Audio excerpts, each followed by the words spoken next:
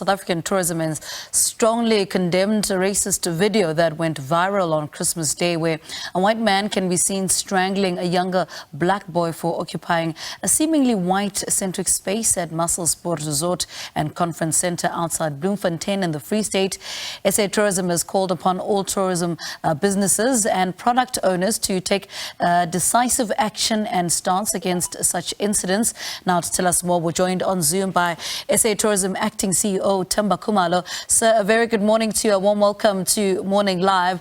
I mean, what was your first thought when you saw that Free State video? Good morning to you, Nebo, and good morning to all the viewers. Here's the thing. South Africa belongs to everybody that lives in it. And it's our country. We need to enjoy it. And we need to be free, to enjoy every single aspect of our country. So anybody or anything or any situation that prevents us from, exercising that right that is enshrined in our Constitution, is not accepted. So that is the stance that we're taking towards this. We have to continue to work, to root out the elements of our society that, do not live according to our Constitution or do not abide or respond to the ideals of our great Constitution. As a South African people, we, thrive on unity. And every time our back is against the wall, we are able to pull together in order for us to find solutions going forward. And that is why we have launched this particular campaign, which is, give me some of that. It is about catalyzing our domestic tourism platform. As you know, during the pandemic that we went through, globally, it turned to our domestic platform to be able to sustain the tourism economy.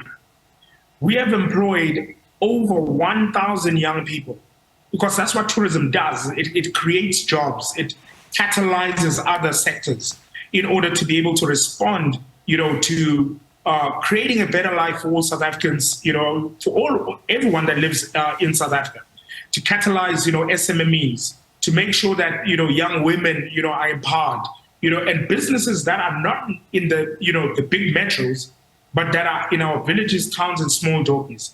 And that is precisely what this campaign, has done.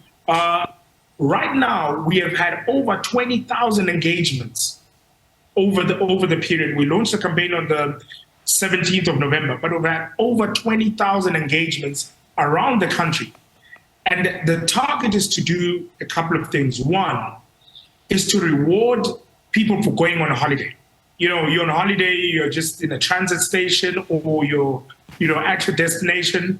And if we spot you on a holiday, you can get a prize. You can get a T-shirt, you can get a cap, you can get a juice bottle, whatever the prize is, just to encourage South Africans to go on a holiday.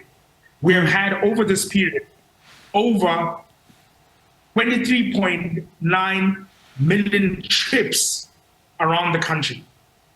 South Africans are really responding, to enjoying the country, and that is what we'll continue to facilitate. Mm-hmm. And according to your statement, this resort is currently not, graded by the Tourism Grading Council of South Africa.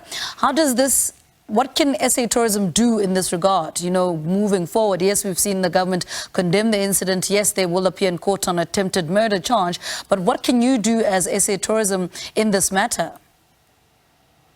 So, product in the country has to be graded. And we've got the Tourism Grading Council, which is part of South African tourism. And we continue to grade existing product platform, and also to try and bring in more of the sector into the economy. I'll be honest with you. When we went through the COVID-19 period, we lost a lot of product, and new product was generated. I mean, we've got new experiences, new entrepreneurs enter the sector during the COVID-19 period. We went through the floods, we went through the riots.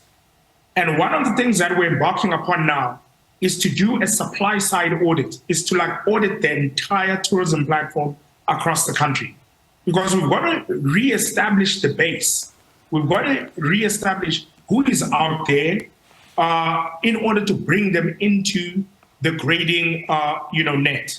And that is, the biggest drive that we're embarking upon now and into the new financial year. Because once we know who's out there, then we're able to then not regulate, but grade and make sure that we can ensure the quality of the platform that is out there.